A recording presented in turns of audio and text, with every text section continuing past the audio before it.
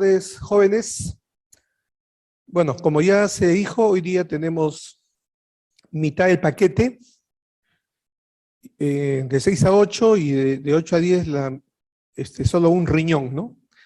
Entonces vamos a empezar para avanzar lo más que podamos y aprovechar hasta las 7:45 que debemos terminar para darle un espacio para empezar la siguiente clase. Vamos a empezar con el tema de la demografía, siempre todo con la misma lógica, con el mismo enfoque de proponerles temas muy puntuales y datos específicos que sean pues pura carnecita, cero colesterol, ¿no? Sin hueso y sin grasa, para que podamos aprovechar al máximo el tiempo que tenemos. Bueno, la demografía, jóvenes, es una ciencia que se dedica al estudio de las características de las poblaciones humanas, tanto cuantitativamente como cualitativamente. ¿Y qué tiene que ver, pasando a la primera lámina que es el concepto de la demografía, qué tiene que ver esto con la salud pública? ¿De qué manera se conecta la demografía con la salud pública? Bueno, para explicarlo de una manera sencilla y siempre tratando de hacer las analogías médicas necesarias, quisiera pasar a la siguiente lámina, dejando de tarea, obviamente, revisar el contenido de la primera. Si ustedes recuerdan su práctica clínica, cuando hacemos la visita al paciente, nosotros pues tomamos algunos datos que corresponden a las funciones vitales, ¿no? La temperatura, la presión, el pulso, la frecuencia respiratoria, entre otras. Entre otros datos que de manera específica nos interesan del paciente o del caso que estamos viendo, ¿no? Y ¿para qué tomamos esa información? Para que toda esa información nos dé aproximadamente una idea del estado de salud del paciente. Bueno, de la misma manera, en la salud pública, tenemos que tomar información, tenemos que recopilar datos, que recoger datos, desde la función de la vigilancia que habíamos conversado en la clase anterior, para también tener una idea del estado de salud, pero obviamente ya no de una persona, no de un paciente, sino de una población. Recuerden ustedes, y espero que al menos esto sea lo que les quede en la memoria, que la salud pública se enfoca en la salud de las poblaciones, a diferencia de lo que ustedes hacen, que se enfocan en el estudio de la salud de un paciente, y bueno, a veces hasta en parte del paciente, ni siquiera en el paciente de forma integral, ¿no? Que es una de las consecuencias de la sub y super especialización de la medicina. Pero en fin, volviendo al punto, y dejando la crítica y el sarcasmo a un lado, la salud pública pues se enfoca en la salud de la población. Entonces, la vigilancia en salud, decíamos, en salud pública nos permite recoger datos de la población para poder entender su salud y poder tener una idea de su estado de salud. Y como ven en la lámina, uno de los elementos que nos ayudan a tener esa información, así como en el ejemplo que decíamos, que la frecuencia respiratoria, cardíaca, presión arterial y temperatura son 4 datos que nos dan una idea del estado general del paciente. Acá también en salud pública tenemos más o menos 4 datos que nos ayudan a lo mismo, ¿no? Que serían, en la analogía didáctica que estoy tratando de ensayar, serían los que nos permiten tener la idea del estado de salud poblacional. Y uno de ellos es la demografía. Por eso es que la demografía se vincula, se relaciona con la salud pública, porque nos provee, nos alimenta de información para tratar de entender, junto con los otros datos como son las tasas de morbi y mortalidad, como los índices de crecimiento y desarrollo, o la invalidez y la discapacidad, para tener en su conjunto una idea general del estado de salud poblacional. Ya luego iremos profundizando poco a poco en las subespecialidades que también hay en la salud pública, ¿no? Entonces, la demografía se encuentra presente aquí como uno de los elementos que nos permiten ese objetivo. Solamente como un pequeño comercial, un pequeño adelanto, que vamos a desarrollar la próxima clase el día viernes, tengo entendido, de 8 a 10. Cuando hablamos de crecimiento y desarrollo, estamos hablando del crecimiento y desarrollo económico. Y como dijimos también en algún momento de la primera clase, esta pandemia nos ha demostrado lo que en la teoría y en la práctica muchos ya conocíamos, y ahora creo que ya todos conocemos, el hecho de que la salud y la economía están íntimamente ligados. Cuando se afecta la salud de una población, se afecta la economía, así como cuando se afecta la salud de una persona, también se afecta la economía de la persona y la familia. Entonces, ya no queda dudas, ya no hay ninguna objeción al hecho de que la salud y la economía están vinculados. Por eso ya hace casi más de 20 años se estudia la economía de la salud. Y por esa razón, cuando hablamos de crecimiento y desarrollo, estamos hablando de indicadores económicos que nos van a dar también una información importante de cómo está el tema de la salud de esa población, pero visto desde el punto de vista de la economía. Bien, eso fue solamente un pequeño tráiler, un pequeño avance de las escenas del capítulo del viernes, ¿no? Entonces, vamos a ver qué cosa es lo que nos permite la demografía, qué información nos permite la demografía para entender la salud de la población y de paso también aprovechar cuáles han sido las preguntas de residentado que han venido sobre el tema de demografía. A ver, para entrar en ese campo hay que recordar que la demografía se puede dividir en dos tipos, la demografía descriptiva y la demografía analítica. La descriptiva, como su nombre ya lo sugiere, nos permite caracterizar, ¿no? Describir las características, para ser más preciso, de una población, características que nos permitan comprender la situación de la población. Pero solamente eso nos describen a manera de una imagen, ¿no? Una imagen en el momento o en un periodo. En cambio, la demografía analítica ya nos permite tener un análisis más profundo de esas características. La demografía analítica nos permite, por ejemplo, interpretar relaciones entre las características que podemos observar, y eso básicamente lo van a desarrollar más extensamente en el curso de epidemiología, ¿no? Por lo tanto, lo que vamos a hacer en este momento, en esta parte de la clase, es hablar de la demografía descriptiva. Y como dijimos hace un instante, la demografía descriptiva nos permite, a través de ciertos indicadores, entender la situación de una población. Pero este tipo de indicadores o este tipo de imágenes que podemos ver de una población pueden expresarse de dos maneras, de manera estática o de manera dinámica. De manera estática se refiere al hecho de mirar información que está ocurriendo en un momento determinado. Es algo así como una foto que nos permite describir lo que se ve en un momento determinado, en una imagen congelada. A eso es a lo que se llama demografía estática. Y completando el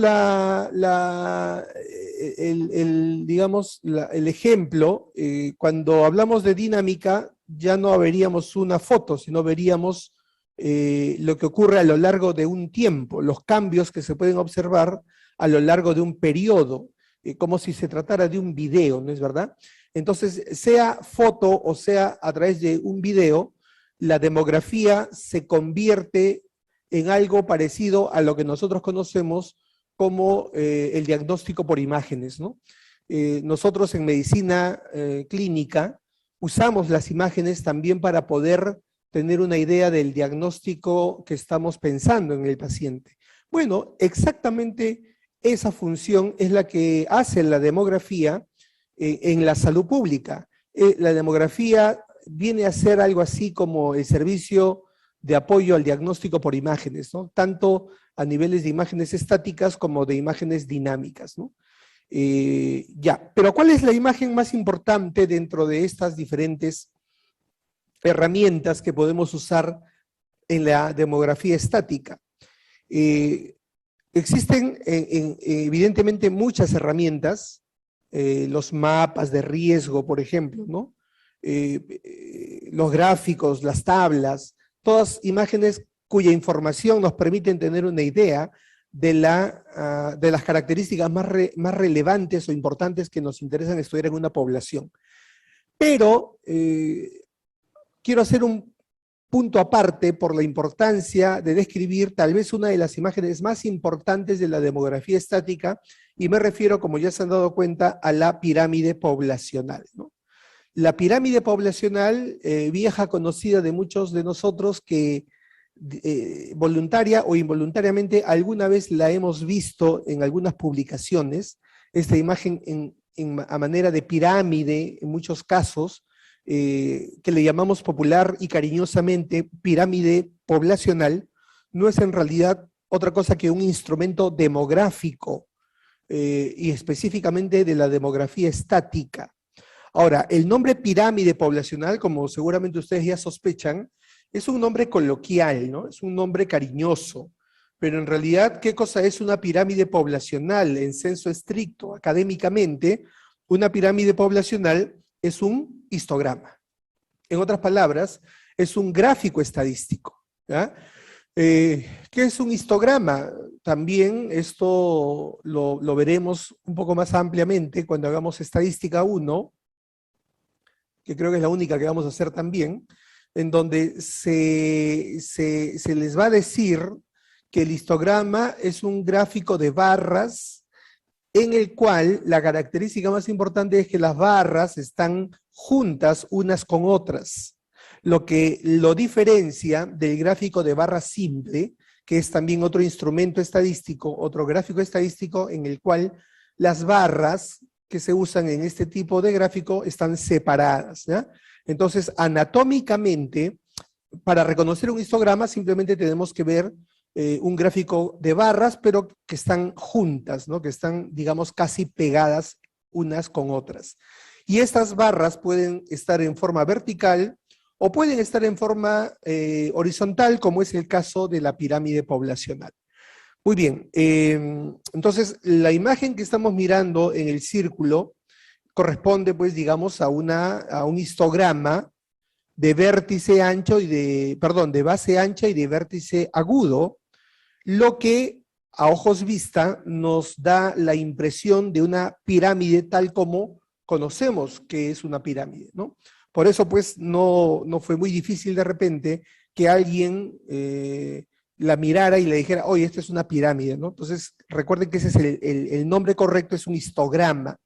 Un histograma que está constituido por dos variables, ¿ya? Son dos variables que permiten construir este gráfico, que son el género y la edad de la población. Es decir, en una pirámide poblacional podemos, al revisarla, al observarla, detectar la presencia de la distribución de esos dos tipos de variables. El género, que se distribuye, si hacemos una línea media que pase de arriba abajo por el centro de la pirámide, vamos a tener que hacia los lados se encuentra el género masculino y al otro lado el género femenino, y cada barra, a manera de escalón, representa los grupos de edad, que van de 5 en 5 años, siendo la base el primer grupo de edad y el vértice corresponde al último grupo de edad, ¿no? Entonces, de eso vamos a hablar un poco más ampliamente en unos instantes. Antes de eso, yo quiero describir un poco más lo que es la pirámide o histograma demográfica, ¿no? La imagen de una pirámide no es la misma siempre, ¿ya? La imagen de una pirámide es como una fotografía de la población, ¿ya? Pero esta fotografía de la población va a ser diferente según el momento en que le tomes la fotografía a la población. Esto es tal cual lo que nosotros tenemos como nuestras fotografías personales, ¿no? Cada uno de nosotros, cada uno de ustedes, tiene probablemente fotos cuando eran niños, ¿no?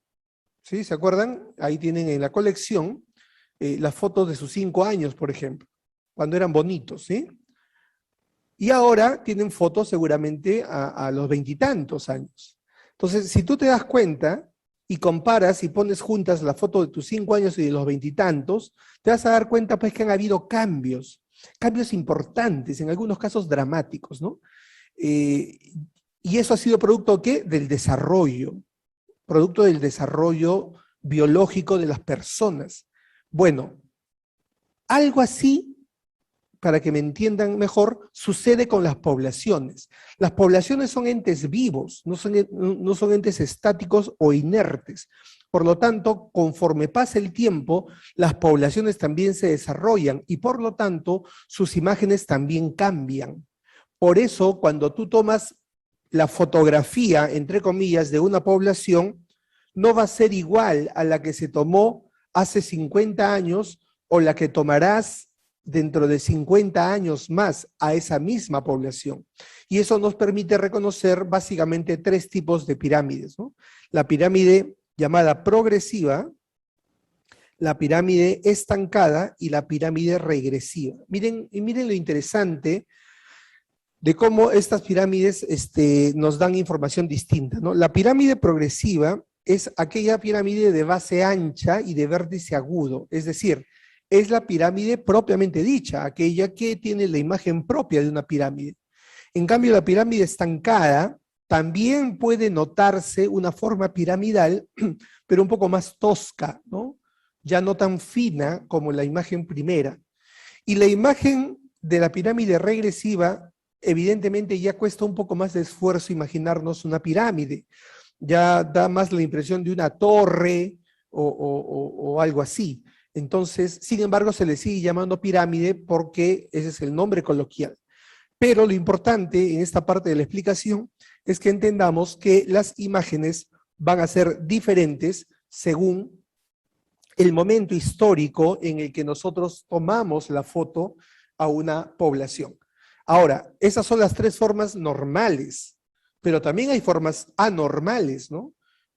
Por ejemplo, si tú te tomas o comparas tu foto de los 5 años y de los 25 años, ya les dije, vas a ver diferencias, pero diferencias normales. Pero ¿qué ocurre si en el transcurso de ese tiempo la persona sufrió un accidente y se le tuvo que amputar un brazo o una pierna? Entonces, cuando tú veas la foto de la persona post amputación, entonces vas a ver una imagen que no es normal. ¿Sí? Ya, como he dicho, las poblaciones son muy parecidas a las personas. Entonces, también eso va a pasar con las poblaciones, que puede ser que haya algún accidente que provoque una forma rara o anormal de las poblaciones. Y esas formas se denominan pirámides desequilibradas, es decir, son pirámides cuyas formas son asimétricas, son un poco bizarras, no guardan cierto patrón. ¿Y qué cosa puede provocar que una pirámide poblacional tenga esa forma anormal? Esencialmente 4 razones, ¿no? Que están allí. Todo está, el 99.9% de lo que digo está escrito en todas las láminas, ¿no? Así es que no distraigan su atención en cosas que no son importantes. Ya traten de concentrar la explicación, luego ya revisarán en los datos que tienen en cada lámina. Las 4 causas que provocan que una pirámide pueda tener una forma anormal son que haya un problema de crisis económica que provoque la emigración de una cantidad importante de población. Lo que ocurrió en el Perú en la década de los 80, ¿no? Donde hubo una inmensa emigración de peruanos para buscar mejoras económicas en otros países, ¿no? Prácticamente no existe en el Perú hoy día una familia que no tenga un miembro de su familia fuera del país, ¿no? Entonces esa fue la consecuencia de la crisis económica o lo que está pasando hoy día con países de Centroamérica o la propia Venezuela, ¿no? Entonces, eso definitivamente va a generar que al momento de hacer la estructura de la pirámide se va a ver algo raro porque va a haber una parte poblacional ausente por causa de esa emigración. Pero también las guerras, ¿no? Después de una guerra, la forma de la pirámide sufre un cambio anormal por la alta mortalidad que puede provocar una guerra, específicamente en su población joven y en muchos casos de género masculino, ¿no? Entonces ahí se va a poder evidenciar una ausencia importante de ese segmento de población. O también una gran desastre natural o una gran epidemia con alta letalidad. Entonces, todas estas cosas que no son normales, ¿ya? Una crisis económica, una guerra, una epidemia muy agresiva, esas cosas no son normales, pueden afectar la forma regular de una pirámide y repito, a todas ellas se les denomina pirámides desequilibradas. Pero bueno, volvamos a la normalidad. Entonces, lo que quiero hacer a continuación en menos de 3 minutos es enseñarles a leer una pirámide. Si alguna vez, chicos, en su vida aprendieron a leer una placa de tórax póstero anterior y lograron describir cómo era la silueta cardíaca, los campos pulmonares, el ángulo costofrénico, costodiafragmático, el ilirio pulmonar, o alguna imagen cavital, todo eso que aprendieron a describir de una imagen como era la radiografía de tórax póstero anterior, o la de una tomografía, o la de una gamografía, todo lo cual te ayuda a tener o a apoyar el diagnóstico que habías planteado, ¿no? Tu diagnóstico presuntivo. Bueno, si tú aprendiste a leer, ya no te pido una gamografía ni una tomo, pero por lo menos una radiografía de tórax, ¿no? Ese es el ABC del coquito médico, ¿no? Ya, si has logrado aprenderlo, entonces con toda certeza en 3 minutos vas a aprender a leer y a sacar hasta 8 conclusiones de solamente mirar una pirámide poblacional, ¿ya? Entonces, vamos a cumplir la promesa, te voy a enseñar a leer y a sacar esas 8 conclusiones. Por ejemplo, para poder sacar esas conclusiones solo mirando la pirámide, lo primero que tienes que saber o recordar es lo que te dije hace un momento, que una pirámide está constituida por barras que están superpuestas, ¿no es cierto?, apiladas de abajo hacia arriba, en la cual cada barra corresponde a un grupo etario de 5 años. De tal manera que la primera barra, esta primera barra que vemos aquí en la base, correspondería al primer grupo etario. Y así vamos subiendo acumulativamente hasta que la última barra, más delgada en este caso, correspondería al último grupo etario, ¿ya? Y lo otro que les dije es que los varones y las mujeres se distribuyen a cada lado de la pirámide. Muy bien. Con eso es suficiente para que ustedes puedan concluir lo que vamos a hacer. Y como yo no quiero que memoricen, sino que usen la lógica y el razonamiento para aprender y para mejor recordar, entonces hagamos lo siguiente. Si ustedes miran la pirámide que está en el círculo, que es la pirámide típicamente llamada progresiva, ¿qué podrías concluir de solo ver la imagen de esta pirámide si ustedes observan que la primera barra es más ancha que todas las demás? O sea, tienes una pirámide de una base muy, muy ancha.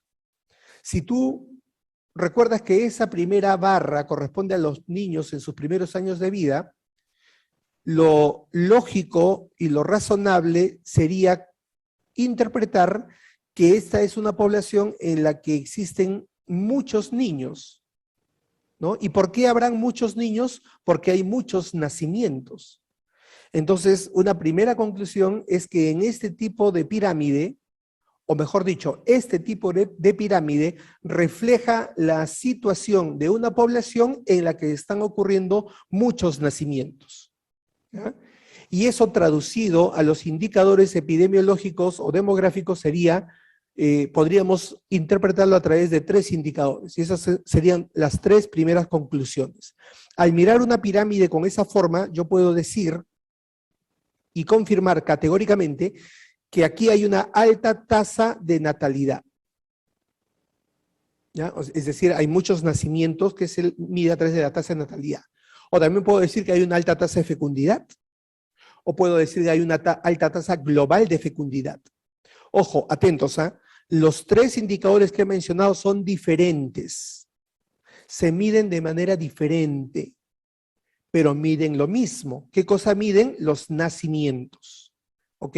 Entonces, si uno sube, los otros también suben. Si uno baja, los otros también tienen que bajar porque miden lo mismo, solo que lo hacen de manera diferente. Por lo tanto, deben recordar, deben aprender y recordar qué cosa es la tasa de natalidad, qué cosa es la tasa de fecundidad y qué cosa es la tasa global de fecundidad.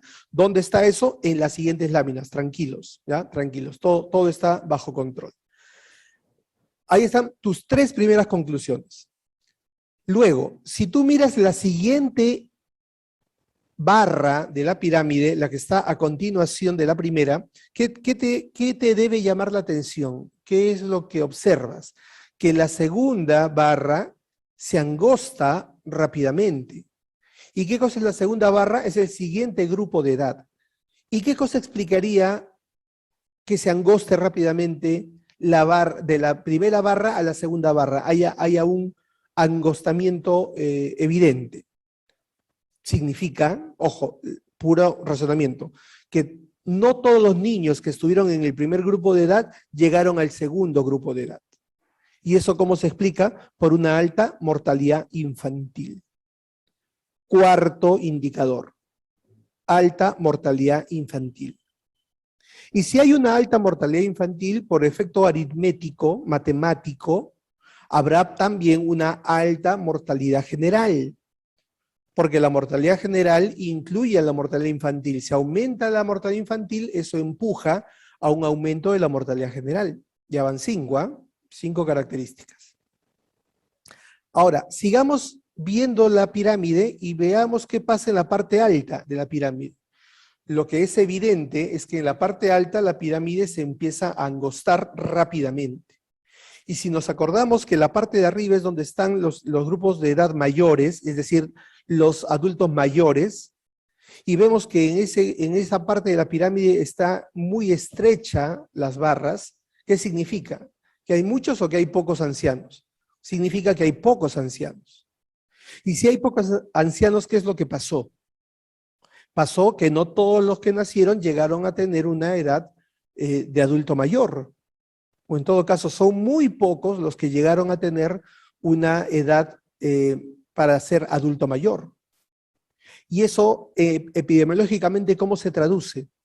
Lo hemos visto en la clase anterior. Eso se traduce como una baja esperanza de vida al nacer.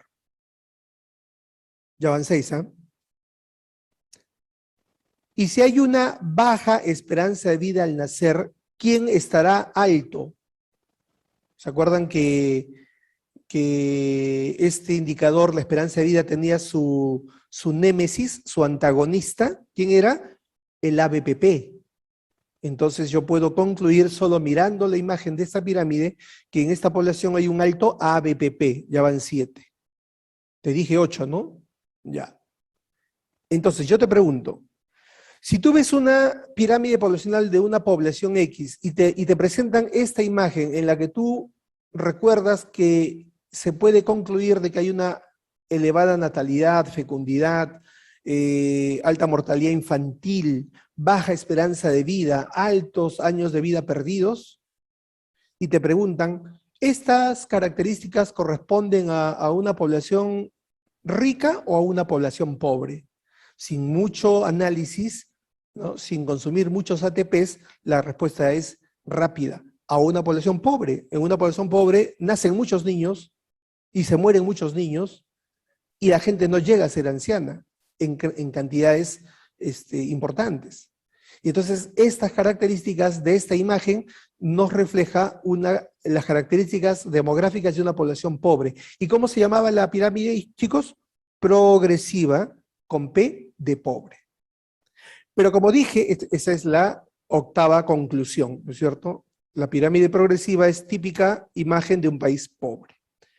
Ahora, igual para las demás pirámides, si recuerdan que una pirámide es como una foto en un momento, y también recuerdan que en otro momento la imagen puede cambiar de manera normal producto del desarrollo. Entonces esta población va a desarrollar más rápido o más lento, pero la tendencia natural desde el hombre de las cavernas es que la humanidad ha ido desarrollando, evolucionando, mejorando, ¿ya? Esa es la tendencia, ¿no? Desde que el hombre existe en la Tierra. Entonces, vamos a mirar que ya las poblaciones empiezan a regular su fecundación, ya no hay tantos nacimientos. Y entonces, ¿eso en qué va a impactar gráficamente en la pirámide? En que la primera barra, la barra del primer grupo de niños, ¿qué va a ocurrir con ella? Se van a angostar, se va a angostar. Eso significa que va a disminuir la tasa de natalidad. Eso es lo normal con el desarrollo y evolución de las sociedades. Se regula mejor la fecundidad, la natalidad. Entonces ya no vas a tener pues familias con 10 hijos, 8 hijos como tenían nuestros abuelos o nuestros bisabuelos, que era lo normal tener 6, 8, 10 hijos. Hoy día ya ves familias con 3 hijos, 2 hijos. Seguramente muchos de ustedes son miembros de una familia donde solamente tienen un hermano o 2 hermanos, ¿no? Es raro que alguien de aquí tenga 6 hermanos, es muy raro, ¿no? Más común es que sean a veces hijos únicos, ya casi en peligro de extinción. Eso es la tendencia normal. Y si hay menos hijos en una familia porque hay menos nacimientos, ¿qué cosa ocurre? La menor cantidad de niños se alimentan mejor, ¿no? Reciben mejores atenciones, y por lo tanto, hoy día, si una familia tiene 2 hijos, es muy raro que se te muera uno. En todo caso, la familia hará lo imposible porque no se le muere a nadie. Y eso explica por qué la barra siguiente de la pirámide sigue siendo la misma que la primera. Y la siguiente es igual, lo que refleja un descenso en la mortalidad infantil. O sea, los niños pasan la barrera de los 5 años y no se mueren producto de una diarrea, ¿no? Con consecuente deshidratación, o de ya no se mueren de una enfermedad infecciosa, ¿ya? Entonces los niños pasan esa crítica barrera de los 5 años, sobreviven, y entonces la mortalidad infantil cae. Y como cae la mortalidad infantil y estos niños han estado mejor alimentados, es mucho más probable que la gran mayoría llegue a pasar la delgada línea roja del adulto mayor. Y por eso ustedes se dan cuenta, en la parte ancha, en la parte alta, la barra es más ancha que en la pirámide progresiva. Entonces, ¿qué cosa o en qué tipo de población se cumple que las familias tienen pocos hijos, que no se les mueren los niños, que hay bastante población adulta mayor o mayor de 60 años, en una población rica o pobre? En una población rica, obviamente. Bueno, estoy haciendo una exageración de los extremos, ¿no? Con fines didácticos. Una población rica. Y esa es la pirámide de una población rica, que no parece pirámide, porque miren ustedes, la imagen no parece una pirámide. ¿Y cómo se llama ese tipo de pirámide? Regresiva, con R de rico. Entonces la progresiva es de país pobre y la regresiva es de país rico. Pero obviamente ese cambio no ocurre de la noche a la mañana. Entre un extremo y el otro existe un intermedio, que es a lo que se llama la pirámide estancada, ¿ya? La pirámide estancada, que es el reflejo de un proceso de transición demográfica de esa población. ¿Ok? Entonces, esa es la importancia de la pirámide, y acaban de aprender a reconocer, a partir de solamente mirar una imagen de pirámide, 8 conclusiones que ustedes pueden sacar directamente, y que muchas de ellas han sido alternativas de las preguntas que han venido en Residentado. Algunos ejemplos para que se distraigan, para que se diviertan, de pirámides reales que nos reflejan las características de un país rico, pobre o intermedio, ¿no? Doctor Urquiza, bueno, es interesante. Evidentemente, esta es una pandemia que ha afectado a la parte alta de la pirámide. Y de aquí a un par de años que levantemos información demográfica y el INEI arme la pirámide poblacional peruana, no le quepa la menor duda que va a haber algún impacto en en la parte alta de la pirámide, ¿no? Ahora, tampoco esperen que la parte de arriba de la pirámide desaparezca, ¿no? Porque si bien es cierto, hemos tenido una alta mortalidad en estos 2 años, también es verdad que proporcionalmente no ha sido de tanto impacto, pero en todo caso debe haber algún cambio de todas maneras, porque 200.000 fallecidos, de los cuales el 80% han sido mayores de 60 años, o sea, la ausencia de 160.000 adultos mayores producto de la pandemia debe reflejarse de alguna manera en la pirámide próxima que el Perú publique, ¿no? Hay que estar atentos. Y así como hay demografía estática, hay demografía dinámica, que es como el video, es como una cineangio, ¿no? Es como una ecografía en vivo y en video. Entonces, la demografía dinámica básicamente se centra en el análisis de un fenómeno dinámico que se llama crecimiento poblacional. Es decir, la demografía dinámica básicamente estudia el fenómeno llamado crecimiento poblacional, ¿no? El cual depende, y este dato también ténganlo en cuenta, para que una población crezca o decrezca, o sea, que ocurre el fenómeno inverso, porque también puede ocurrir, ¿no es cierto? Esto va a depender de 3 fenómenos demográficos también, obviamente. La natalidad, o sea, cuánta gente nace, la mortalidad, o sea, cuánta gente fallece, y los movimientos migratorios, cuánta gente llega y cuánta gente se va. Todas esas variables van a influir en el resultado final de si una población va a crecer o está creciendo o está decreciendo, ¿no? Para eso se usan, y esto fue también motivo de una pregunta de examen, indicadores de crecimiento, que son básicamente básicamente los más importantes 2, la tasa de crecimiento demográfico y la tasa de crecimiento natural o vegetativo. Esta segunda, la tasa vegetativa, fue motivo de una pregunta en examen. Bueno, la tasa de crecimiento demográfico es la tasa, digamos, propiamente dicha, en el sentido de que toma en cuenta todas las variables que influyen en el crecimiento. ¿Y cuáles son esas? La natalidad, la mortalidad y las migraciones. ¿Y cómo se calcula? Como vemos aquí en el cuadro, tú vas a restarle a los nacimientos de una población todas las defunciones, ¿ya? Y ese resultado le vas a sumar la diferencia demográfica, migratoria, perdón, que es todos los que entran menos todos los que se van. Entonces, esa suma y resta de movimientos de nacer, morir, entrar o salir de un país, va a darnos un resultado cuyo signo matemático van a determinar si la población está creciendo o decreciendo. Si el resultado de esa sumatoria y restas nos da un valor con signo positivo, diremos que hay un crecimiento poblacional, pero si el signo es negativo, concluiremos que hay un decrecimiento poblacional, ¿no es cierto? Pero lamentablemente es un poco difícil medir este indicador por la variabilidad que hay en el tema de la migración, básicamente. O sea, es poco difícil tener precisión en medir migraciones, ¿no?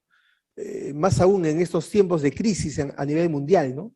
No se cuentan muy bien los que entran, los que se van, ¿no?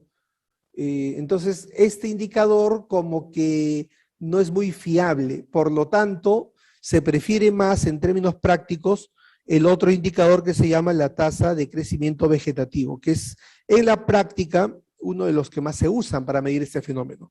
¿Por qué? Porque esta tasa no toma en cuenta las migraciones, solamente toma en cuenta los hechos naturales, por eso se llama tasa natural, porque se basa en los hechos naturales. ¿Y qué cosa es lo natural? Nacer y morir.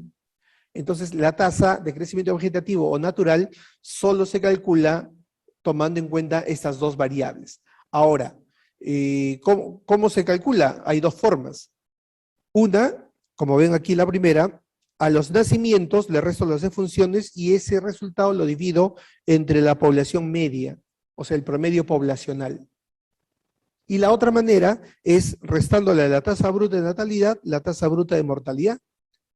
Y al igual que en el primer indicador, el resultado se interpreta de la misma manera. Si en cualquiera de los dos casos es positivo, hay crecimiento, y si es negativo, se habla de decrecimiento, ¿no? Muy bien, entonces eso es lo que hay que saber. Otra pregunta que vino en examen fue respecto a las tasas o indicadores demográficos, ¿no? Más específicamente, una pregunta decía, identifique usted cuál la alternativa contiene un indicador demográfico de estructura poblacional. Y la respuesta, si no recuerdo más, era el índice de dependencia, ¿no? Bueno, para no traer solamente uno, preferí traer el paquete completo para que vean que existen varios indicadores demográficos, ¿no? Indicadores de evolución, como son los que ya hemos hablado, natalidad, fecundidad, mortalidad, crecimiento, los de distribución espacial, donde está migración, urbanización, y los de estructura poblacional, que es la edad, sexo, ocupación, estado civil.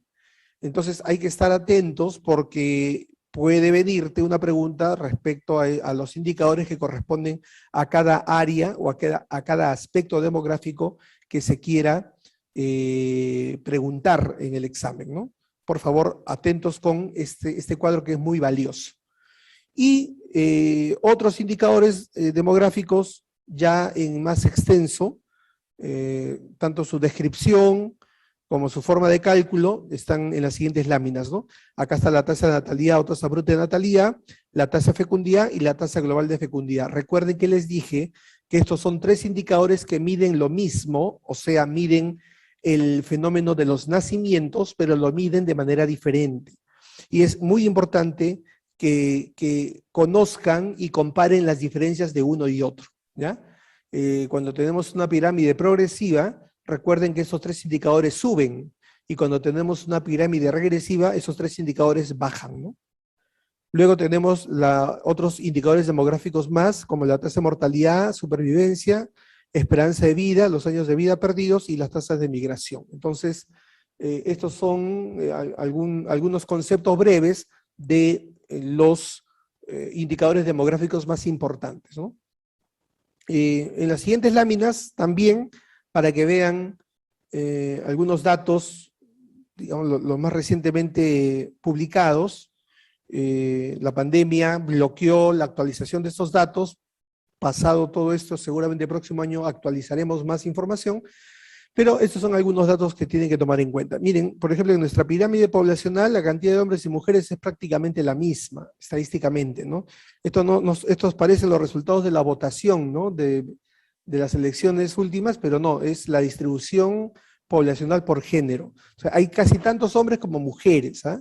Hay casi tantos hombres como mujeres. Así es que, por favor, siempre hay un roto para un descosido. Así es que no se arranchen, que demográficamente no hay justificación. También aquí está nuestra pirámide poblacional comparativa entre el año 72 y el año 2007, ¿ya? El año 72, la década de los 70, mi infancia, la pirámide era como el color ladrillo, o sea, era una pirámide típicamente progresiva, ¿no? De tal manera pues que mi padre tiene 6 hermanos, que es prácticamente la característica de una familia de esa época, ¿no? Y al año 2007, o sea, hace 14 años, ya miren ustedes lo que estaba pasando, ya estábamos en un proceso de estancamiento de la pirámide, o sea, estábamos ya en transición demográfica. Ahora habrá que compararla con la pirámide del año 2021-22 para que vean cómo van ocurriendo los cambios. Ahora, es evidente que como ya dijo el doctor Urquiza, puede haber algún enlentecimiento del cambio demográfico también, o puede haber algún retroceso, que quiere decir que pueden haber países que han estado progresando hacia una conversión de su pirámide progresiva a regresiva, ¿ya? O sea, en pleno proceso de desarrollo poblacional, pero a lo mejor de repente pues vino una crisis económica y paró ese cambio, o lo detuvo, o lo hizo más lento. Bueno, eso ya es parte de la historia de cada país, ¿no? De qué cosas pasan dentro de cada país. Pero estos son los datos que podemos comparar respecto a dos momentos distintos en la historia demográfica del país, ¿no? La esperanza de vida también es importante que observen. La esperanza de vida actualmente está alrededor de 75.9 años, ¿ya? Esto es lo que nos toca eso se mide cada 5 años. Cada 5 años, cada quinquenio se actualiza la esperanza de vida en cada país. Y para nosotros en este quinquenio está alrededor de 75.9, ¿no? Si lo comparas con el 2005 al 2010, que era 73.12, pues significa que ha ido aumentando la esperanza de vida, el promedio de vida. Es decir, la gente vive más años, poco a poco. Pero obviamente todavía estamos lejos, ¿no? Porque hay países que tienen pues esperanzas de vida más altas, ¿no? Miren ustedes lo que están en el mapa mundi de color azul intenso, como Canadá o los países de Europa o Australia, son los que tienen una más alta esperanza de vida al nacer, ¿no? Y eso se correlaciona con el grado de desarrollo de esos países. Entonces, la esperanza de vida es un indicador de salud que a su vez mide también el desarrollo económico de los países o de las poblaciones, ¿no? Y aquí cito nomás en Uruguay. Uruguay es uno de los países que tiene dentro de nuestro continente una de las mejores esperanzas de vida. Están ellos cerca de los 80 años, ¿no? Entonces, ese es un indicador bien importante para que lo puedan ver.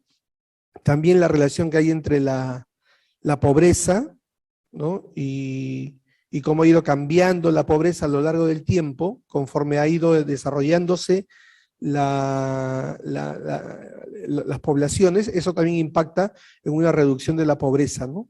Tanto de la pobreza como de la pobreza extrema, entendiendo a la pobreza como la dificultad para acceder a los servicios básicos y a la pobreza extrema como la dificultad de acceder a la canasta básica de alimentos. Dicho de manera muy coloquial, muy amigable, el pobre extremo es aquel que no tiene ni para comer, ¿no? El pobre no extremo es el que le faltan muchas cosas, pero por lo menos tiene para comer. Pero cuando ya una familia, una persona no le alcanza ni para comer, o sea, para cubrir la canasta básica de alimentos, entonces ya se lo califica en pobreza extrema. Y todos esos indicadores a lo largo de los años han ido bajando en el país, como en otros países, ¿no? Pero eso se ha estancado, producto también de la pandemia, ¿no? Entonces, todos estos cambios que tanto a nivel de la imagen de la pirámide como de los indicadores se conocen en general como transición demográfica, que ha sido motivo de 3 preguntas en Residentado, chicos. Por eso y no por otra razón, estos temas los estamos tratando en estas sesiones, ¿no? Para darte la información predigerida, precocida, premasticada, para que no te signifique mucho esfuerzo acceder a esa información clave. Entonces, en resumen, la transición demográfica se refleja en el envejecimiento de la población, en el incremento de la esperanza de vida, ¿no? Esas son 2 conclusiones que podemos sacar también de lo que hemos dicho hasta ahora. Pero también hay una tercera característica que recién la vamos a hablar, que es la disminución de la dependencia demográfica. Este es otro fenómeno demográfico muy interesante, que consiste en lo siguiente. ¿Qué tiene que ver aquí la imagen de Atlas cargando el mundo? Bueno, según la mitología griega, los dioses castigaron a Atlas a cargar el mundo eternamente, ¿no? Si todos recuerdan por cultura general. ¿Y qué tiene que ver esto con la dependencia demográfica? Bueno, se me ocurrió poner esta imagen para explicarles que así como Atlas tiene que cargar el mundo, hay una parte de la población que tiene que cargar a la otra parte de la población. ¿Ya? Demográficamente hablando, la parte de la población que tiene la responsabilidad de cargar se llama PEA, población económicamente activa. ¿Ya? Y quienes son cargados, entre comillas, figurativamente, por esa PEA sería la población dependiente. ¿Y quiénes son los que conforman la población dependiente, o sea, ¿quiénes son dependientes? Esencialmente los niños y los ancianos. Por eso cuando uno habla de dependencia demográfica, estamos hablando de la proporción que hay entre los niños y ancianos de una población y los que tienen que asumir la responsabilidad de sostener a esa población dependiente. O sea, en otras palabras, a tus hijos y a tus abuelitos. ¿Ya? Hay alguien que los tiene que mantener, hay alguien que los tiene que atender, ¿ya? Porque ellos son dependientes. Por lo tanto, el indicador de dependencia demográfica se grafica y se entiende fácilmente por un cociente en el que tú vas a dividir para saber la proporción, la población menor de 15 años más la población de 65 años o más. Y a esa cantidad poblacional la vas a dividir entre la PEA, o sea, la población económicamente activa, ¿no? Y eso te va a dar una idea de cómo anda el tema de la dependencia demográfica. Ahora, yo les había ofrecido 8 características de la pirámide poblacional. Bueno, acá le sumamos una más de yapa, un bonus, ¿ya? Un extra, un plus, que es la dependencia demográfica. ¿Cómo estará la dependencia demográfica en una pirámide progresiva? A ver qué les ocurre, qué se les ocurre, qué les parece. ¿Estará alta la dependencia o estará baja la dependencia? En una pirámide progresiva, la dependencia demográfica es alta. ¿Por qué? Porque hay muchos niños, pues. Y si nos vamos al otro extremo, en la población en donde la pirámide es regresiva, ¿cómo estará la dependencia demográfica? ¿Alta o baja? Si en la regresiva estuvo alta, en la regresiva estuvo también alta, porque ahora es a expensas de ancianos. Entonces siempre vamos a tener a alguien a quien cargar, o a los niños o a los ancianos. ¿Ya?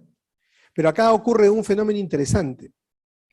Entre uno y otro extremo va a haber un periodo de ventana, para que me entiendan, en el cual la población de niños va disminuyendo producto de que ya no tienes más hijos, pues.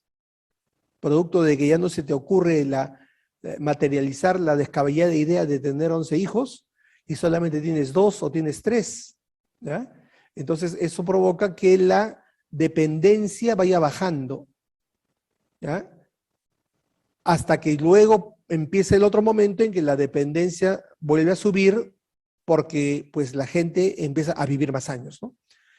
Ese periodo de ventana en el cual la dependencia o el peso de dependencia es el más bajo posible recibe un nombre en demografía que se llama el bono demográfico.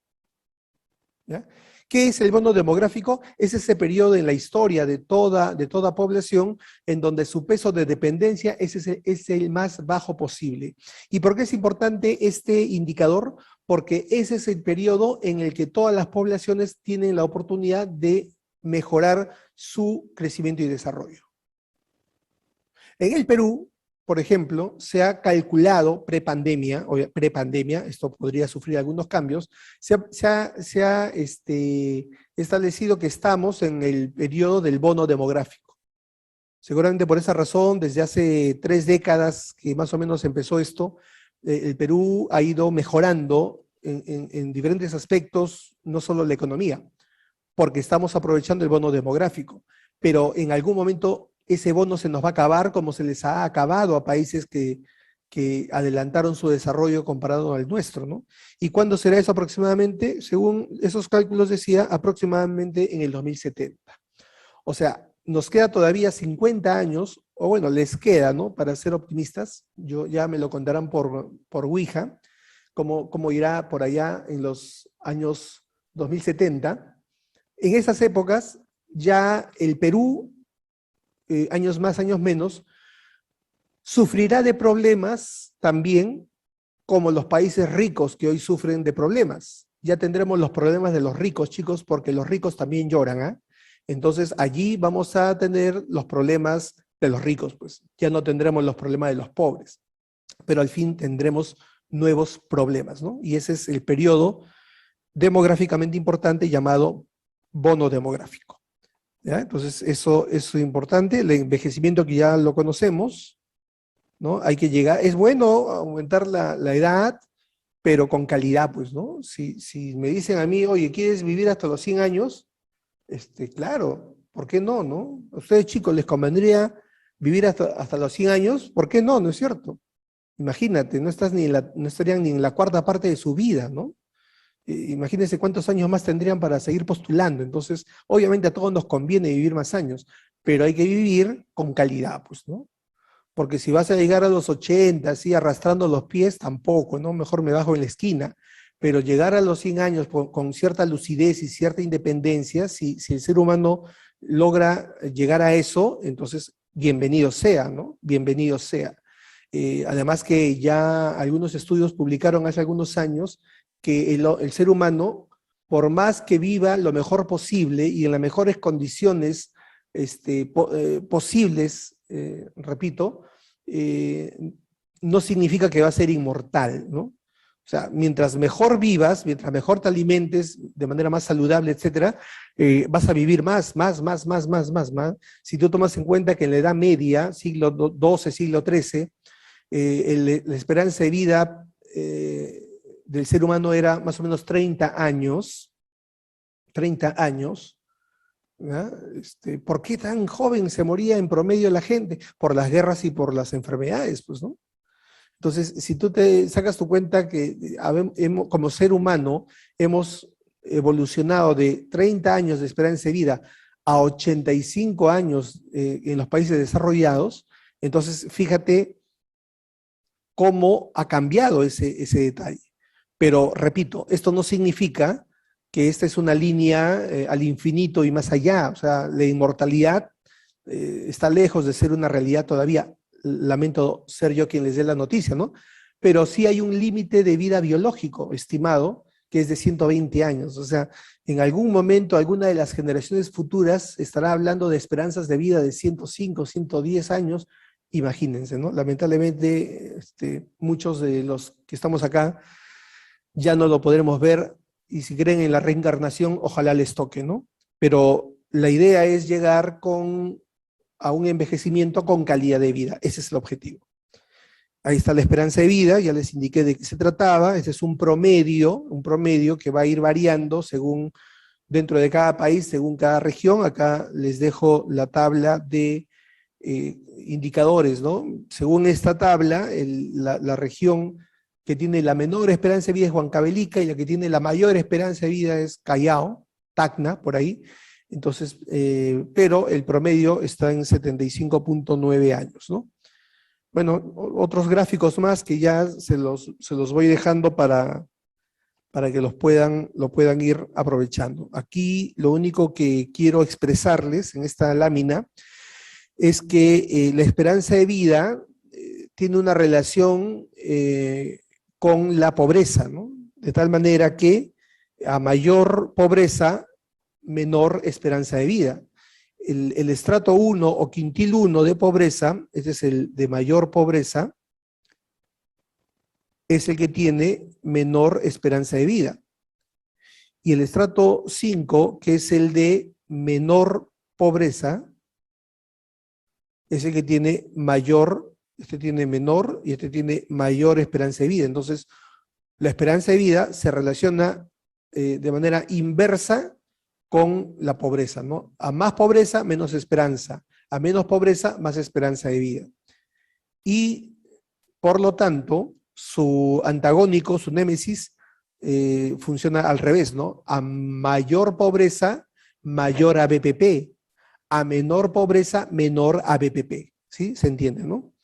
Entonces, ahí está otro gráfico sobre los años de vida perdidos según estrato de pobreza, lo que acabamos de decir. El estrato 1 es el más pobre, mayor pobreza. ¿Qué pasa? Hay mayor ABPP. Estrato 5 es el de menor pobreza, menos pobre, menor ABPP. Recuerden que la esperanza de vida y el ABPP son indicadores antagónicos, ¿ya? Y así como hay una transición demográfica, hay una transición epidemiológica. Y eso también es otra de las razones por las cuales la demografía se conecta con la salud pública, porque todo cambio demográfico va a tener un impacto en la epidemiología. es decir, en la distribución de las enfermedades de una población. ¿Ya? Esto lo vamos a explicar también porque fue motivo de un par de preguntas adicionales, ¿no? ¿Qué es la transición demográfica? Es el cambio de los indicadores demográficos en una población a lo largo del tiempo, porque el término transición es cambio. ¿Y qué cosa será transición epidemiológica? También será el cambio, pero en este caso de los indicadores epidemiológicos, dicho de mejor manera, en la distribución de las enfermedades en una población, ¿no? Reconocemos en este proceso de cambio dos momentos, ¿no? Dos momentos. El momento de la pretransición y el momento de la posttransición. La pretransición, para hacer una, digamos, una superposición didáctica, coincide en gran medida con la pirámide progresiva. Es decir, la pretransición es prácticamente coincidente en el tiempo con las características de la pirámide progresiva. Y la posttransición será coincidente con la pirámide regresiva, ¿no? ¿Y qué cosa ocurría en la pirámide progresiva que se puede extrapolar a la pretransición, a lo que denominamos pretransición? Pues la alta natalidad, la alta fecundidad, la alta mortalidad infantil, la baja esperanza de vida y los altos años de vida perdidos, ¿no? Ya, pero a todo eso le vas a sumar el dato epidemiológico importante que es un mayor número de enfermedades infectocontagiosas. Esa es la característica epidemiológica. Hasta antes de esta lámina, yo te había dado 9 características. Bueno, esta es la 10ª. De tal manera que el paquete completo es de 10 características que tienes que saber reconocer, deducir, al mirar una pirámide poblacional o al interpretar los valores demográficos, ¿no? Entonces, el 10º dato es que en una población pobre hay un aumento o un incremento de enfermedades infecciosas o enfermedades transmisibles. Y cuando la pirámide cambia, producto de la transición demográfica, y se convierte en una regresiva en la cual, recordamos, la natalidad, la fecundidad bajan, la mortalidad infantil baja, la esperanza de vida aumenta y los años de vida perdidos disminuyen, todo lo cual es característica de una población que tiene un mejor desarrollo, ¿no? Que yo le llamo para efectos mnemotécnicos una población rica, para recordar que corresponde a una pirámide regresiva. La característica epidemiológica es que hay un aumento y predominio de enfermedades crónicas, ¿no? O sea, enfermedades no transmisibles, enfermedades degenerativas. Y esto es fácil de entender, pues, si ya tú controlas las variables producto de un mejor desarrollo y la gente vive más años, entonces es mucho más probable que la gente desarrolle enfermedades propias de las edades adultas o adultas mayores, como son la diabetes, las enfermedades reumatológicas, el cáncer. ¿Por qué no hay tanta diabetes, cáncer, problemas reumatológicos en las pirámides progresivas? Porque muchas veces la gente no llega, pues se muere antes de de debutar con su cáncer, ¿no? Aunque suene duro decirlo, eso explica por qué en poblaciones más desarrolladas hay mayor cantidad de enfermedades degenerativas, porque hay mayor cantidad de ancianos, pues. Y mientras más tiempo vive el hombre, más probabilidades tiene de hacer más enfermedades, ¿no? Y sobre todo de características crónicas o degenerativas. Entonces, eso es lo que caracteriza la transición epidemiológica, el cambio del patrón de enfermedades infecciosas hacia un patrón de enfermedades crónico-degenerativas. Esto se puede medir. Epidemiológicamente hay un indicador que nos permite medir la transición epidemiológica, que es la llamada razón de transición. Aquí la ven ustedes, que no es otra cosa que un cociente en el cual vas a dividir la mortalidad por enfermedades no transmisibles entre la mortalidad por enfermedades transmisibles o infecciosas. ¿Ok? Entonces, el resultado de ese cociente, de esa razón, puede ser de 3 tipos. Que obtengas 1.2 o más, que obtengas entre 0.8 a 1.2 o que obtengas 0.8 o menos. Y de ese resultado numérico, tú vas a poder concluir en qué momento de la transición epidemiológica te encuentras, ¿no? Epidemiológica. De tal manera que si la razón es mayor de 1.2, estarás en post-transición.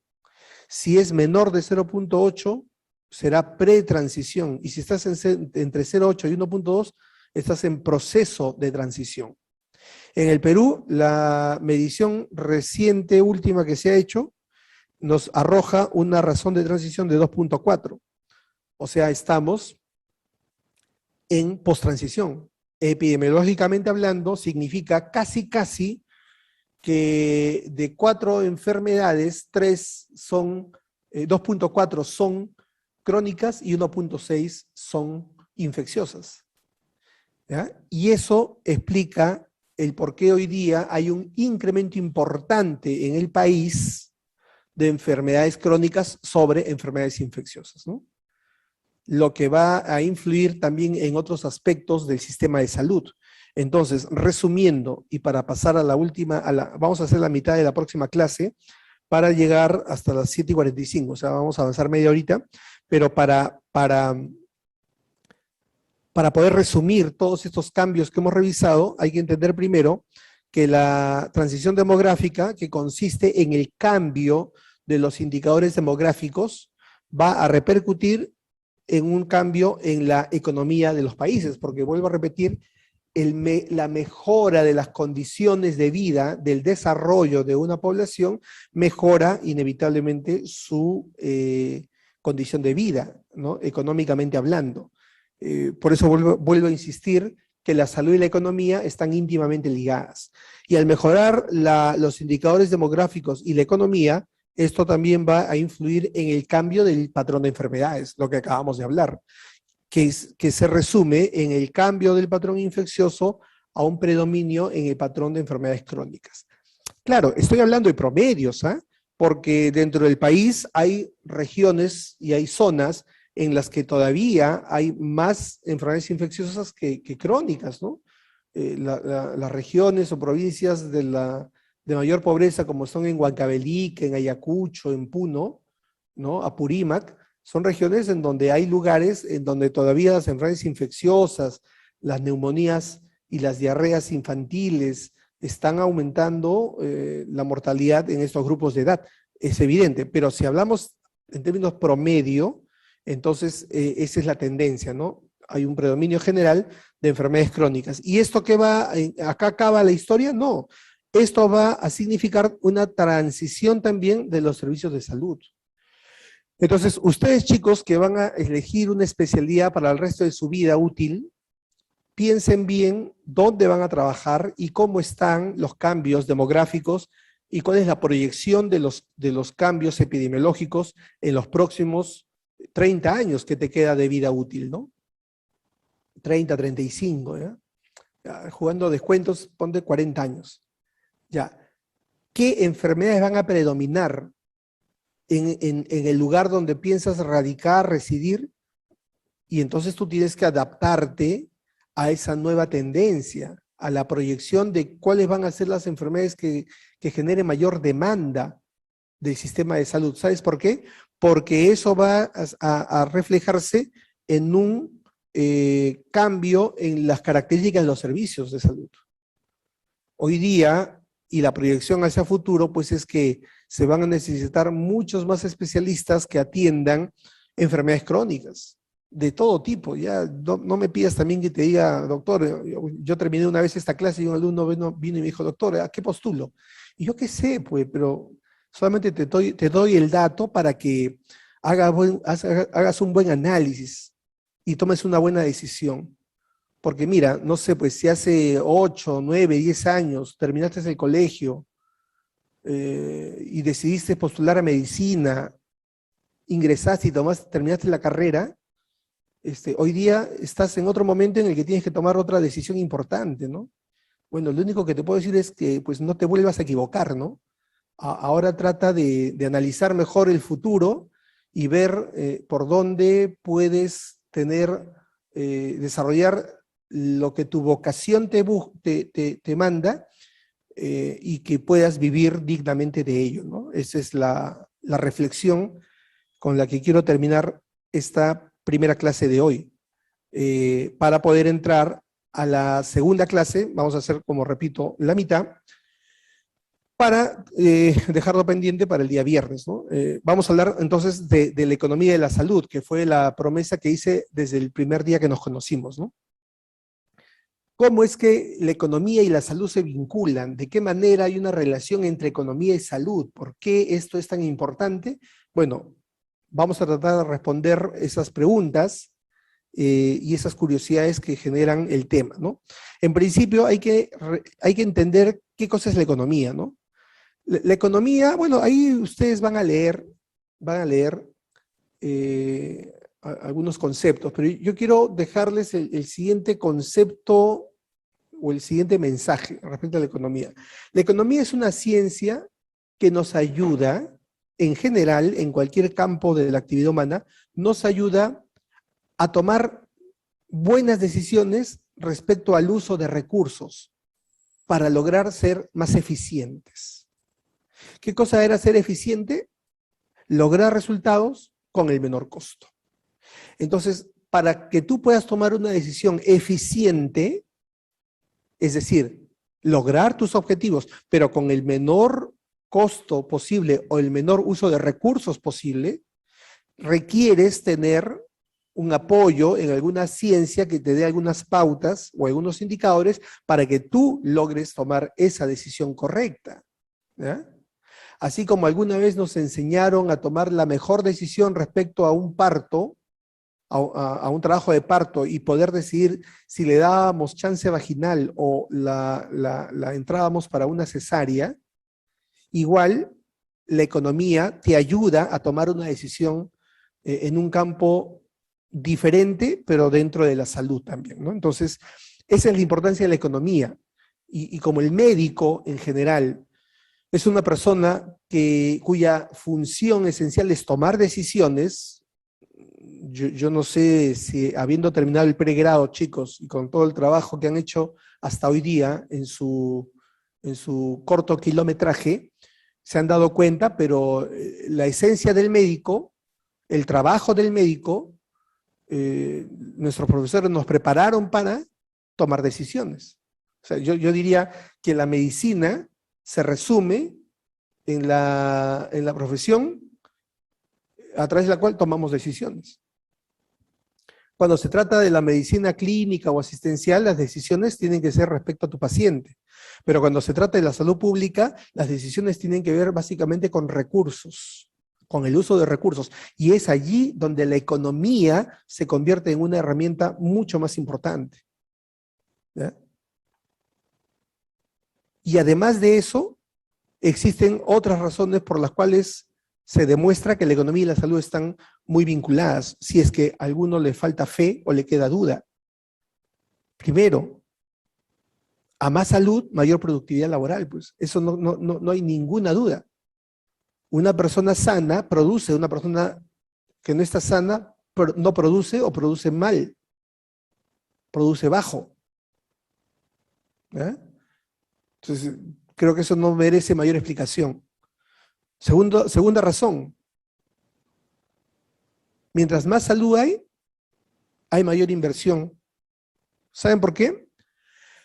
Porque una población sana es una población que además que produce más, gana más y por lo tanto tiene mayor capacidad adquisitiva.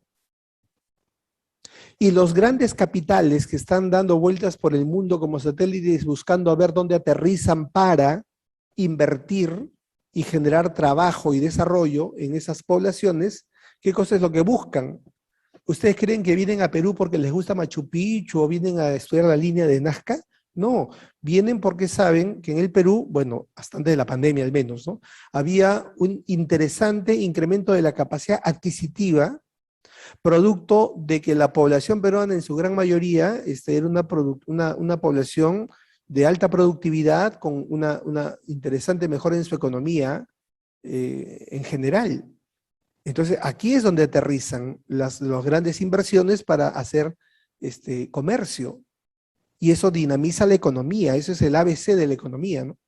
Entonces, no es de gratis, no es que le gusta a los peruanos, porque caramba, Perú que es bien chévere, no, es porque aquí pueden hacer buen negocio, ¿ya? Hablándolo claro.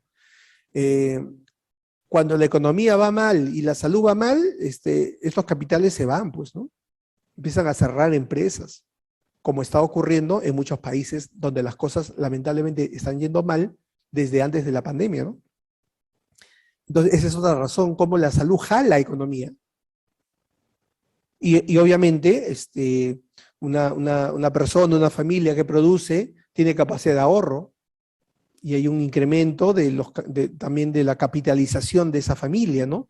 Ya son familias que pueden tener su casa propia, aunque sea de 40 metros cuadrados, pero es propio, su carro, aunque sea un scooter o su vehículo, ¿no? Pero ya tienen capacidad de ahorro y capacidad de inversión también particular. Lo que hablábamos, a mejor salud, el sistema neurológico se desarrolla mejor, por lo tanto, puedes terminar bien el colegio, ingresar a la universidad, y entonces, producto de una mejor salud, tienes una mejor educación, inevitablemente, porque el hardware está bien, o sea, tú no vas a tener la tara neurológica producida por la desnutrición y la anemia que arrastran los niños porque no se alimentan bien, ¿no? El que tiene buena salud, buena economía, va a superar esas taras, va a aprovechar al máximo las capacidades cognitivas en el sistema educativo y puedes romper el círculo de la pobreza. Yo estoy seguro que muchos de los que están escuchándome no proceden de cuna de oro, ¿no? ¿Ya? Yo estoy seguro que muchos de ustedes proceden de familias, si no de pobres, por lo menos en quintil 2 o 3, de donde yo provengo, y producto de la educación rompimos, y bueno, ustedes todavía de repente no, pero van a romper el círculo de la pobreza. Entonces, esa es otra razón por la cual la salud se vincula a la economía. Los cambios demográficos, ya lo hemos dicho, ¿no? Cada uno de nosotros, producto de nuestra propia educación, no va a tomar la suicida decisión de tener 10 hijos porque sabemos lo que significa, ¿no? Sabemos lo que significa. Entonces nos vamos a autorregular y nuestra decisión va a provocar un cambio en la estructura poblacional, en nuestra demografía. Y todo eso debiera mejorar la estabilidad macroeconómica, porque si mejora la economía de una familia y esto se expande a todas las familias, mejora la economía de la nación. Entonces, por esta y muchas cosas más, la salud y la economía están íntimamente ligadas desde siempre, desde el inicio de la humanidad, solo que recién en los últimos 20 o 30 años nos hemos dado cuenta, y hace 25 años es que esto se estudia. ¿Ah? Antes lo veíamos, pero pues no lo atendíamos, ¿no? Y la pandemia le ha puesto simplemente la negrita y la comilla, ¿no? Y además, si por si acaso les quedó alguna duda, porque la salud es un proceso económico, pues. Yo no sé si ustedes, chicos, pero en mi época, en el colegio, en la clase de economía o en la academia nos enseñaban que la economía es un proceso de transformación también, ¿no? Era una manera de decirnos, la economía es la manera como se transforman, ¿no? O los procesos cómo se transforman las cosas. Y el ejemplo clásico era, y lo voy a usar, cómo se hacía una torta, ¿no? Un queque. El ejemplo decía, tú tienes mantequilla, huevos, harina, polvo de hornear, ¿sí? Todos esos son los insumos que tú los mezclas, ¿ya? Lo mezclas, lo amasas, ¿ya? Lo metes al horno y te sale el queque. Entonces decían, este es un proceso económico porque has transformado los insumos en un producto final. Ya, si eso lo tenemos claro, o por lo menos lo hemos entendido, ¿qué cosa es la salud? La salud, chicos, no es otra cosa que un proceso de transformación. Por lo tanto, es un proceso económico. Por eso a la salud se le debe estudiar con un enfoque económico. ¿Y cómo hacía? Claro, pues porque hay recursos o insumos que se transforman en actividades que nos van a dar resultados. Y en el caso nuestro, ¿cuáles son los recursos? Los médicos, las enfermeras, los consultorios, los medicamentos, los insumos, los quirófanos. Esos son los recursos, los insumos que tenemos en el sistema, los cuales se combinan, se relacionan para generar actividades o productos. ¿No? ¿Te acuerdas de los indicadores de estructura, proceso y resultado? Bueno, eso es pues. Entonces, los médicos, enfermeras, cuando se juntan, ¿qué cosas forman? Consultas, partos, cirugías, curaciones. Y el realizar esas actividades, o sea, el hacer consultas, cirugías, curaciones, ¿qué cosa te da como resultado? Pacientes curados, controlados, mejorados. Niños protegidos, gestantes controladas. ¿Te das cuenta? Entonces, en realidad, nosotros somos parte de un proceso de transformación que no es otra cosa que la base de la economía. Entonces, espero que ya con esto se hayan despejado cualquier duda y cualquier sombra que rodee el concepto de la economía y de la salud, ¿no? Para poder entenderlo mejor. Ahora, obviamente hay una ley general de la economía, ¿no? Los recursos, porque hablar de economía es hablar del uso de recursos, ya lo he dicho, ¿no? Los recursos siempre van a ser limitados si los comparamos con las necesidades, que siempre van a ser ilimitadas. Entonces, hay una ley económica que dice que existe una brecha entre los recursos y las necesidades. Siempre una brecha permanente, ¿ya? Que se llama escasez. En otras palabras, tus recursos siempre te van a faltar. Las necesidades siempre van a ser más. Entonces, los recursos que tú tienes van a ser insuficientes para las necesidades que tú tienes. Esa es la ley de la economía, bautizada en el Perú como la ley Chihuán, ¿no? Ya, claro, todos nos reímos, pero en realidad lo que hizo Chihuán fue simplemente ponerle su nombre a la ley de economía, ¿no? Pero esa es la constante, la escasez. Y en un contexto de escasez es necesario tomar buenas decisiones. ¿Para qué? Para asignar mejor los recursos, pues. Porque al final de cuentas, recuerda que la idea se trata de que uses mejor tus recursos, que no los desperdicies, ¿ya? No todos somos Bill Gates, ¿no? Ni los grandes multimillonarios, ¿no? Entonces tenemos que usar bien lo poco que tenemos, porque siempre nos va a faltar. Y eso se llama minimizar costo de oportunidad. Pregunta que vino hace 8 años más o menos en un examen. ¿Y quién nos ayuda a lograr todo esto? La economía. La economía de la salud. Es la que nos ayuda a mejorar el uso de los recursos. O sea, en otras palabras, nos ayuda al objetivo que es lo mismo, solo que es una jerga técnica, a minimizar los costos de oportunidad o costos alternativos. En otras palabras, a tomar la mejor decisión. Yo decía hace rato, es como el ginecobstetra, ¿no? Que se le enseña a tomar la mejor decisión respecto a la gestante, o al pediatra que se le enseña a tomar la mejor decisión ante un niño. ¿Eh? Entonces, para que un ginecobstetra, un pediatra, un traumatólogo tome la mejor decisión en el campo de su competencia, tiene que analizar indicadores, o sea, información, en base a la cual tome la decisión. Recuerden que la medicina está basada en evidencias, entonces cualquier área del conocimiento, cualquier especialidad necesita información a través de indicadores para tomar decisiones correctas. En cualquier campo, ¿eh? Traumatología, cardiología, pediatría, ginecobstetricia y también salud pública. En el ejemplo de aquí, en la decisión de qué hacer con una gestante que está en trabajo de parto para ver si le damos chance vaginal o si la programamos a cesárea, programada o de emergencia, ¿qué cosa es lo que utiliza el médico especialista? Indicadores. ¿Qué indicadores? Todos los que puedas.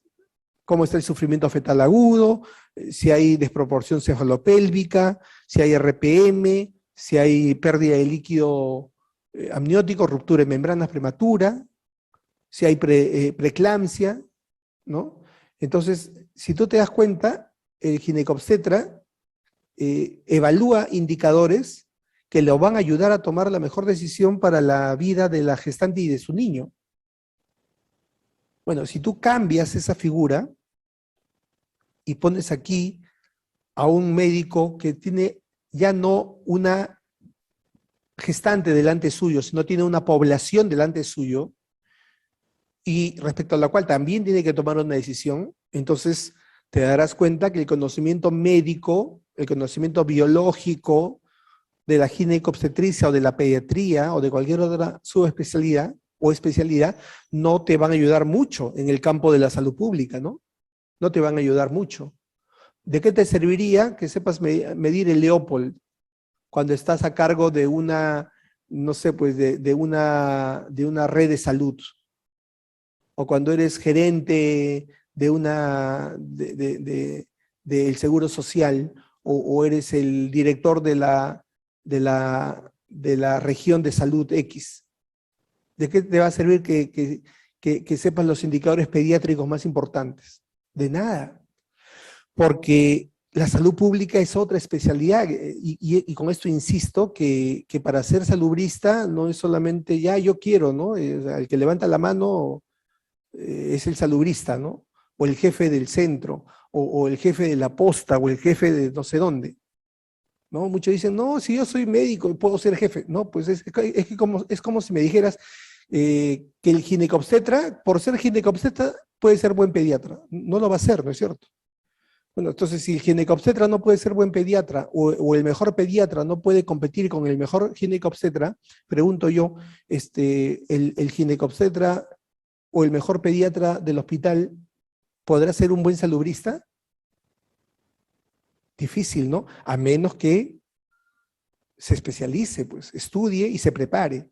Por eso, repito, la salud pública y la economía de la salud, que es una de sus herramientas, son un campo de especialidad, en donde ya no se trata de ver indicadores ginecobstétricos o pediátricos, se trata de ver indicadores económicos, porque la economía de la salud es la herramienta que va a usar un salubrista para poder tomar una decisión eficiente. Y no me cansaré de repetir, ¿qué cosa es eficiente? Lograr el resultado al menor costo. ¿Y qué indicadores va a usar el salubrista? ¿Qué indicadores económicos? Costo-efectividad, costo-utilidad, costo-beneficio, eficiencia, efectividad. Esos son nuestros indicadores. De esa manera sabemos que hemos tomado la mejor decisión.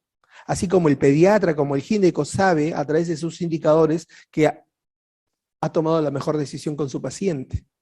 Y en ambos casos, miren, a pesar de que son campos distintos, ambos ¿qué cosa buscan? La eficiencia. Es decir, cualquier especialidad busca lograr el mejor resultado con el menor costo posible.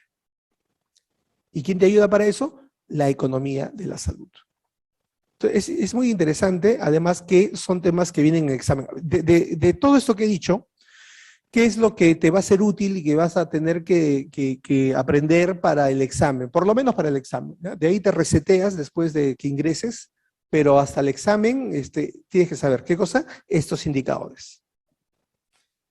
Así es que si en algún momento de tu vida tuviste la capacidad de aprender qué cosa es una desproporción cefalopélvica o a determinar un sufrimiento fetal, entonces será mucho más papaya, te lo aseguro, aprender qué cosa es costo-utilidad, costo-efectividad, costo-beneficio, ¿no? Y si eso te viene en la pregunta, es un punto fijo, ¿no? Es un punto para Perú, como los 3 que mañana vamos a tener, ¿no? Entonces, además de ello, que más adelante, ya creo nos faltan 8 minutos, 6 minutos, ya lo haremos al inicio de la siguiente clase porque los necesito LOTEP para explicarles mejor lo que es los indicadores económicos. Vamos a terminar esta clase repasando algunos conceptos teóricos básicos, ¿no? Por ejemplo, el mercado de la salud. ¿Qué es el mercado de la salud? El mercado de la salud es un concepto importante dentro de la terminología económica que corresponde al espacio al espacio físico donde se interrelacionan, ¿ya?, los servicios y la población, los servicios de salud y la población. Es decir, la oferta y la demanda. A eso se llama mercado de la salud. Y en general, el mercado de la salud viene a ser pues algo así como el territorio donde se encuentra la oferta y la demanda, ¿ya? Siendo la oferta los servicios de salud y siendo la demanda la población. Y acá viene una recomendación que les quiero dejar, ¿no? Cuando en una pregunta, atentos chicos, ¿eh? Ya nos vamos. Cuando en una pregunta tú ves la palabra oferta, ¿no?, dentro de la pregunta del examen, ¿no?, inmediatamente ipso pucho recuerda que esa palabra se refiere a los servicios de salud. Así, en automático, no me preguntes por qué, solo créeme, acto de fe. Ya sabes que la fe es lo más lindo. Y si lees o ves la palabra demanda, automáticamente relaciónalo con población. Y hecho eso, si la pregunta te pide algo de oferta, tendrás que buscar en las alternativas alguna característica de los servicios de salud. Y si te habla demanda o te pide algo de demanda, buscarás en las respuestas una característica poblacional, ¿ya? Bueno, ese tip, cerramos paréntesis, ¿ya? Entonces, la oferta y la demanda se cruzan, se interrelacionan dentro del espacio que se llama el mercado de la salud. Entonces, cuando a ti te dicen, oye, estudia el mercado, cuando yo hace rato te he dicho, chicos, miren la transición epidemiológica y vean cuál va a ser la tendencia en los próximos 30, 40 años, lo que te estoy diciendo en otras palabras es, estudia el mercado de la salud, o sea, estudia cuál va a ser la demanda, porque dependiendo de la demanda se va a adaptar la oferta. ¿Y quién es la oferta? Tú eres la oferta. Porque tú perteneces a los servicios de salud. Y el servicio de salud se va a tener que adaptar a la demanda. Sería inviable, ilógico, irracional, que en un lugar donde no existen niños, contraten a un pediatra, ¿no? Sería absurdo que en un lugar donde no hay ancianos, implementen un centro geriátrico. ¿Sí? Me dejo entender. O sea, la oferta, los servicios, siempre van a tener que estar en función de la demanda, o sea, de lo que la población necesita. ¿Ya? Entonces, cuando te he mandado a hacer tu tarea y digo, anda, piensa bien con tu almohada, qué cosa es lo que a qué te vas a especializar, tienes que tomar una decisión racional basada en el estudio del mercado de los próximos 40 años, en donde vas a vivir, ¿no? Y con esto, sí. Con esto vamos a terminar con el término costo o coste. El costo o coste es otro término económico, ¿ya?, que se refiere al valor monetario, al valor, o sea, a lo que cuesta, o sea, el término coste es lo que cuesta un recurso que necesitas, ¿ya? O sea, todo recurso va a tener un valor monetario, ¿ya? Para poder ser utilizado, necesitas tener ese valor monetario. Por ejemplo, si tú necesitas un médico para tu posta, ese médico, para que tú lo tengas, necesitas tener un valor monetario, o sea, plata, para poder contratar al médico. Ese valor monetario que te va a permitir tener el recurso se llama costo o coste. ¿Sí? Sencillo, ¿no? Ya. Por eso muchas veces cuando yo hablo de costo, igual hablo de recursos, porque se relaciona, ¿no? Se relaciona. Por eso cuando tú veas la palabra eficiencia y recuerdes que la eficiencia es lograr el mayor resultado con el menor costo, también hay respuestas que pueden pedirte decirlo de otra manera. ¿Cómo? La otra manera o el lado B sería la eficiencia es lograr el mejor resultado con el menor uso de recursos. porque acabo de decirte que el menor costo equivale al menor uso de recursos, ¿no? Entonces, recuerda que son las dos maneras como puedes definir la eficiencia, ¿no? Entonces, siendo el costo el valor monetario que representa al recurso, existen varios tipos de costo, ¿no? Por ejemplo, el costo directo y el costo indirecto, es una primera división.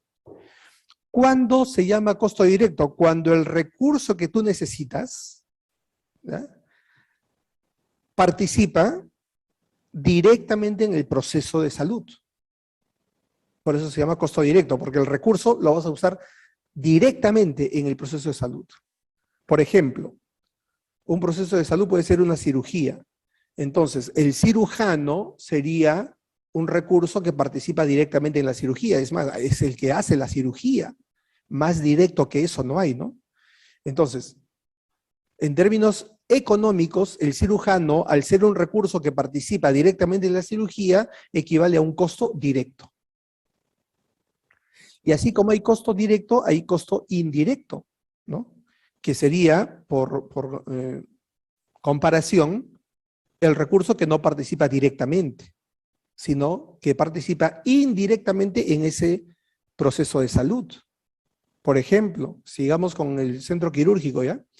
Si el cirujano participa directamente en la operación, ¿quién puede estar participando indirectamente en ese proceso? Por ejemplo, el vigilante que está en la puerta del centro quirúrgico o el personal de limpieza, porque estos dos recursos son necesarios para que la cirugía se lleve a cabo correctamente. Entonces, es necesario tener limpios los ambientes y es necesario tener seguros los ambientes. Entonces, pero como estos recursos, me refiero al vigilante o a la señora de limpieza, no participan en la cirugía directamente, se les consideran recursos indirectos y por lo tanto el costo que los representa es el costo indirecto. ¿Está fácil, no? Costo directo, costo indirecto, se refiere a los que participan, a los recursos que participan directamente o indirectamente en un proceso de salud. Y asimismo hay los costos fijos y los costos variables, ¿no? ¿Qué cosa es un costo fijo? Un costo fijo es cuando el recurso, porque recuerda, estamos hablando de que el costo equivale a recurso, ¿eh? Es más, yo muchas veces lo uso indistintamente. El recurso no varía según la cantidad de actividades que se realizan en el servicio. Cuando el recurso no varía, no cambia, sea que hagas una actividad o sea que hagas 100 actividades, el recurso se mantiene siendo el mismo, a eso se le llama costo fijo. A ver, un ejemplo claro y preciso como el que acabamos de hablar. El cirujano, dentro de la clasificación anterior, ¿qué tipo de costo era? Era un costo directo, ¿no? Porque participaba allí en la operación. Pero a la vez también eso es un costo fijo. ¿Sabes por qué? Porque el hospital le paga todos los meses a ese cirujano lo mismo, sea que opere una, o sea que opere 100 pacientes en el mes, le paga lo mismo. O sea, no importa que opere más o que opere menos, el costo es igual. Es más, hay un mes en el que ese cirujano no opera a nadie, igual le pagan lo mismo. ¿Saben cómo se llama ese mes? Vacaciones. Entonces, ese es el ejemplo de un costo fijo. Cuando el recurso no cambia, el valor económico del recurso no cambia, sea cual sea la cantidad de unidades. Y cuando sí cambia, se llama costo variable.